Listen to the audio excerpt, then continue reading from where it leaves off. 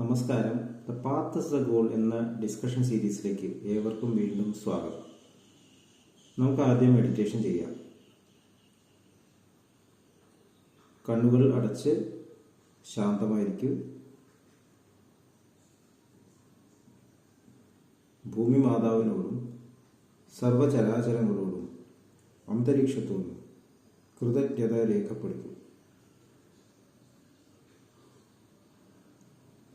ഭൂമി മാതാവിൽ നിന്നുമുള്ള healing energy കാലുകളിലൂടെ പ്രവേശിച്ച് ശരീരം മുഴുവൻ വ്യാപിക്കുന്നതായും ശരീരത്തിലെ എല്ലാ ഭാഗങ്ങളെയും എല്ലാ കോശങ്ങളെയും റിലാക്സ് ചെയ്യാൻ സഹായിക്കുന്നതായും അനുഭവിക്കും.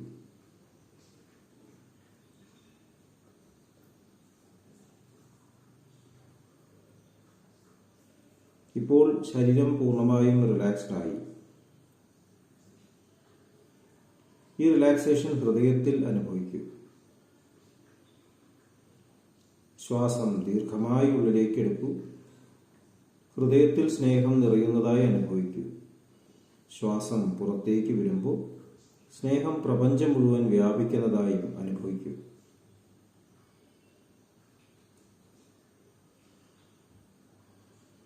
ഹൃദയത്തിൽ കുടികൊള്ളുന്ന സ്നേഹത്തിന്റെ സ്രോതസ്സിൽ നിന്നും ഉദ്ഭവിക്കുന്ന ദിവ്യപ്രകാശം മനസ്സിനെ ആകർഷിക്കുന്നതായി അനുഭവിക്കൂ. ആ ദിവ്യപ്രകാശത്തിൽ ധ്യാനം ആരംഭിക്കൂ. മനസ്സിൽ ചിന്തകൾ വരുന്നുണ്ടെങ്കിൽ മൃദുവായി അവയെ അവഗണിക്കുക. ദിവ്യപ്രകാശത്തിൽ ധ്യാനം തുടരുക. Please start meditation.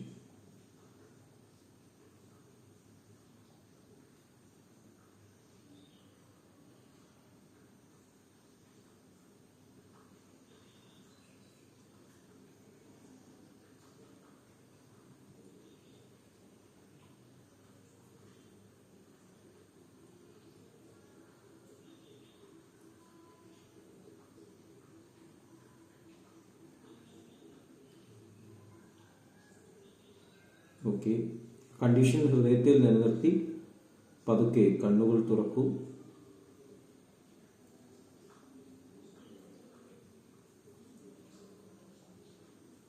എല്ലാവരെയും ഹാർദമായി ഹാർട്ട്ഫുൾനെസ് സഹജമാർ മെഡിറ്റേഷൻ സിസ്റ്റത്തിലേക്ക് സ്വാഗതം ചെയ്യുന്നു. എങ്ങനെ ജോയിൻ ചെയ്യാം എന്നതിൻ്റെ ഡീറ്റെയിൽസ് ഡിസ്ക്രിപ്ഷൻ ബോക്സിൽ കൊടുത്തിട്ടുണ്ട്. നമ്മൾ കഴിഞ്ഞ സെഷനിൽ ഞാൻ എന്നുള്ള പദത്തിൻ്റെ പ്രാധാന്യത്തെക്കുറിച്ച് പറഞ്ഞു. ഞാനാണ് ഉത്തമ പുരുഷൻ, ഏറ്റവും ഇമ്പോർട്ടൻറ്റ് പേഴ്സൺ. നമ്മൾ സ്പിരിച്വൽ ലിറ്ററേച്ചർ എടുത്ത് നോക്കിയാൽ ഞാൻ എന്നുള്ള പദത്തെ വളരെയധികം ഉപയോഗിക്കുന്നുണ്ട്. അഹംബോധം എന്നുള്ള രീതിയിലാണ് നമ്മൾ ഞാൻ എന്നുള്ള പദത്തെ ഉപയോഗിക്കുന്നത്. ഭഗവത്ഗീതയിൽ ഭഗവാൻ ശ്രീകൃഷ്ണൻ ഈ കാണുന്നതെല്ലാം ഞാൻ തന്നെയാണ് എന്ന് പറയുന്നു. ഞാൻ തന്നെയാണ് ആത്മാവ്, ഞാൻ തന്നെയാണ് കാണുന്ന പ്രപഞ്ചത്തിൻ്റെ ക്വാളിറ്റീസ്, ഞാൻ തന്നെയാണ് പ്രപഞ്ചവും. ഇവിടെ ഡിഫറൻ്റ് ആയിട്ട് ഒന്നുമില്ല. ഒരുപാട് ആധ്യാത്മിക സാധന പദ്ധതികളുണ്ട്. ഞാൻ ആരാണ് എന്ന് കണ്ടെത്തുക, ഹൂ ആം ഐ എന്ന് കണ്ടെത്തുക. ഇതാണ് സാധന പദ്ധതിയുടെ അടിസ്ഥാനം എന്ന് പറയുന്നത്. ഉള്ളിലേക്ക് തിരിയുക. ഞാനെന്ന് പറയുമ്പോൾ അത് ആരാണ് എന്ന് കണ്ടെത്തുക. Who am I. ഭഗവത്ഗീതയിൽ ഭഗവാൻ ശ്രീകൃഷ്ണൻ പരാമർശിക്കുന്ന ഈ കാണുന്ന പ്രപഞ്ചം മുഴുവൻ ഞാൻ തന്നെയാണ്. ഈ പ്രപഞ്ചം എന്ന് പറയുമ്പോൾ എവിടെയാണ് അതിൻ്റെ തുടക്കം, എവിടെയാണ് അവസാനം? ഈ പ്രപഞ്ചത്തെക്കുറിച്ചാണ് പറയുന്നത്. ഇനി വേറെ പ്രപഞ്ചങ്ങളുണ്ടോ? ഈ പ്രപഞ്ചങ്ങളൊക്കെ എപ്പോൾ അവസാനിക്കും? അർജുനൻ ഭയപ്പെടുന്നുണ്ട് വിരാട രൂപം കാണുമ്പോൾ, ഭഗവാന്റെ വിശ്വരൂപം കാണുമ്പോൾ. ഞാൻ നിർമ്മിക്കുന്നതാണ് എൻ്റെ പ്രപഞ്ചം. മൾട്ടി വേഴ്സസ് എന്ന കോൺസെപ്റ്റ് സയൻസിലുണ്ട്. ഞാൻ എൻ്റെ പ്രസൻസ് കൊണ്ട് തന്നെ ഒരു പ്രപഞ്ചം ഉണ്ടാക്കുന്നു. നമ്മൾ ഓരോരുത്തരും ഓരോ പ്രപഞ്ചം ഉണ്ടാക്കുന്നുണ്ട്. അതിനുശേഷം ചിന്തകളിലൂടെ മൾട്ടിപ്പിൾ ആയിട്ടുള്ള യൂണിവേഴ്സസ് സൃഷ്ടിക്കുന്നു. ഓരോ ചിന്തയും ഓരോ പ്രപഞ്ചത്തിൻ്റെ സാധ്യതയാണ്. നമ്മളത് പിന്തുടരുകയാണ്. ഏതെങ്കിലും ഒരു ഐഡിയ പിടിച്ചിട്ട് അത് ചിന്തയാക്കി മാറ്റിയിട്ട് അത് മാനിഫെസ്റ്റ് ചെയ്യുമ്പോൾ അത് നമ്മുടെ യൂണിവേഴ്സ് ആവും. നമ്മുടെ ലൈഫ് ഈ തരത്തിൽ നോക്കുകയാണെങ്കിൽ ഒരുപാട് ചാനൽസിന് സാധ്യതയുള്ള ഒരു ജീവിതമാണ്. ഓരോ മൊമെന്റിലും അനന്ത സാധ്യതകളാണ്. എങ്ങോട്ട് വേണമെങ്കിൽ പോവാം, ഏത് പ്രപഞ്ചം വേണമെങ്കിൽ നിർമ്മിക്കാം. അപ്പം നമ്മൾ ഇതിൽ നിന്ന് വിഡ്രോ ചെയ്യുമ്പോൾ ഒരു പ്രപഞ്ചം നമ്മൾ ഇല്ലാതെയാക്കുമ്പോൾ വേറെ പ്രപഞ്ചം അവിടെ പ്രത്യക്ഷപ്പെടും, വേറെ പേഴ്സണാലിറ്റി പ്രത്യക്ഷപ്പെടും. ചിന്തകളെ അവഗണിക്കുക എന്ന് സഹജമാർഗത്തിൽ പറയുന്നു. അപ്പം അതിൻ്റെ അർത്ഥം എന്താണ്? പ്രപഞ്ചത്തിന്റെ സാധ്യതകളെ അവഗണിക്കുക എന്നുള്ളതാണ്. ഭഗവാൻ ശ്രീകൃഷ്ണൻ സർവധർമാൻ പരിത്യജ്യ മാം ഏകം ശരണം വ്രജ അഹം ത്വാം സർവപാപേഭ്യോ മോക്ഷയിഷ്യാമി മാ ശുച എന്ന് പറയുന്നു. എല്ലാ ധർമ്മങ്ങളെയും പരിത്യജിക്കും.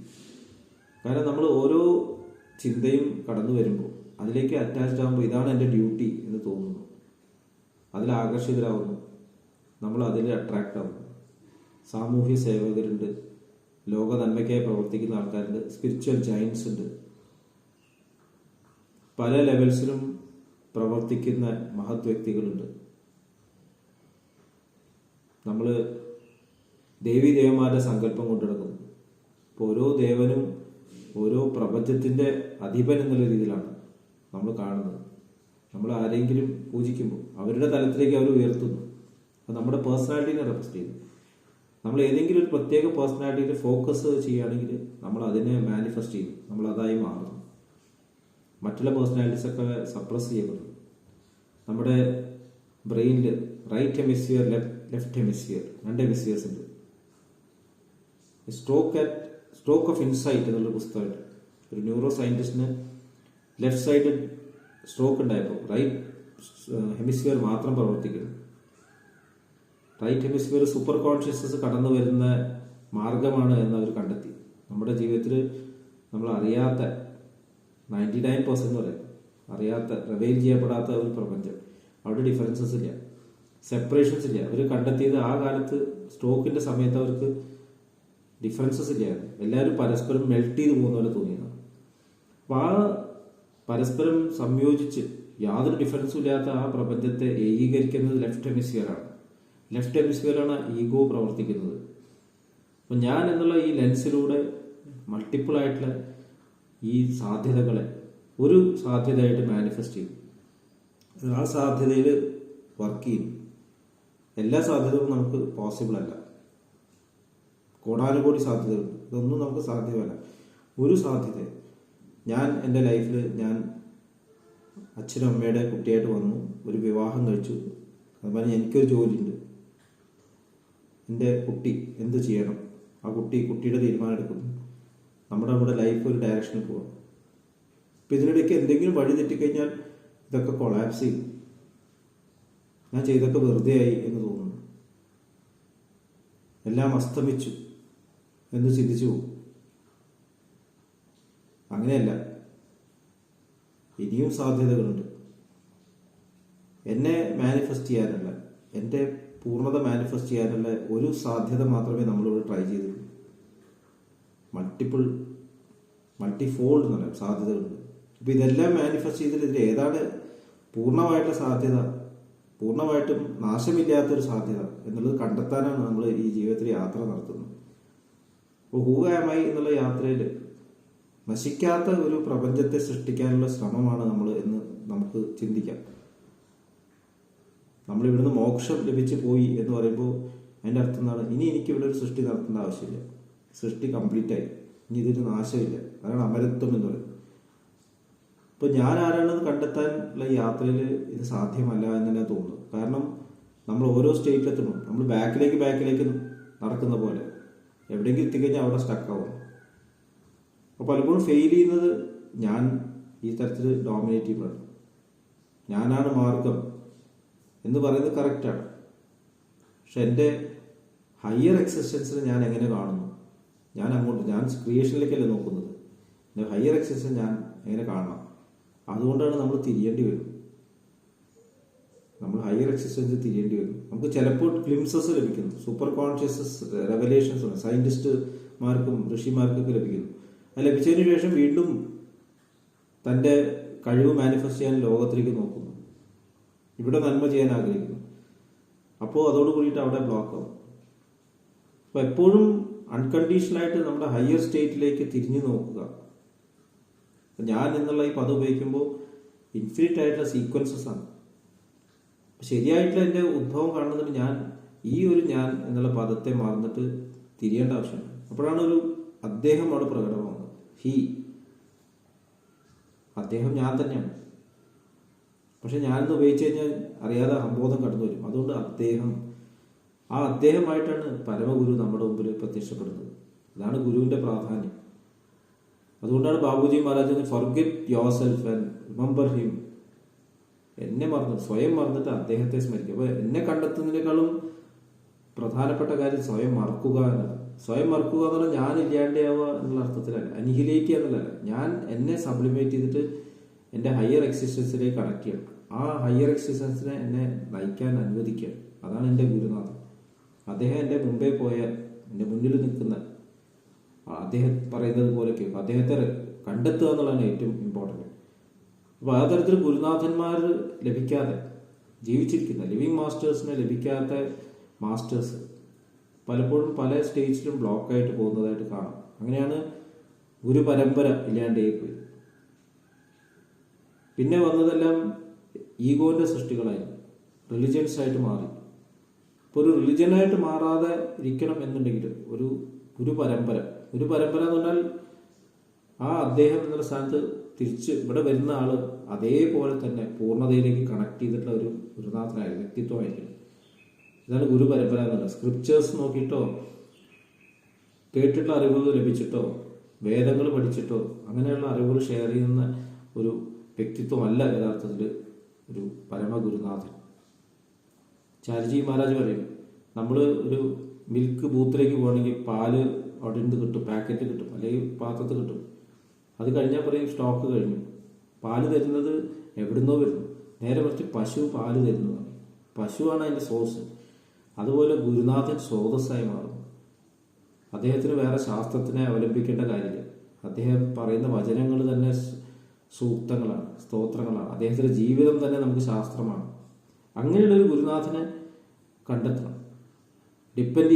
ഒന്നിനെയും ഡിപ്പെൻഡ് ചെയ്യാതെ ജീവിക്കുന്ന ഒരു ഗുരുനാഥൻ, തൻ്റെ ഗുരുവിനെ ഡിപ്പെൻഡ് ചെയ്യുന്നത്, അത് ഏറ്റവും ഇമ്പോർട്ടൻ്റ് ആണ്.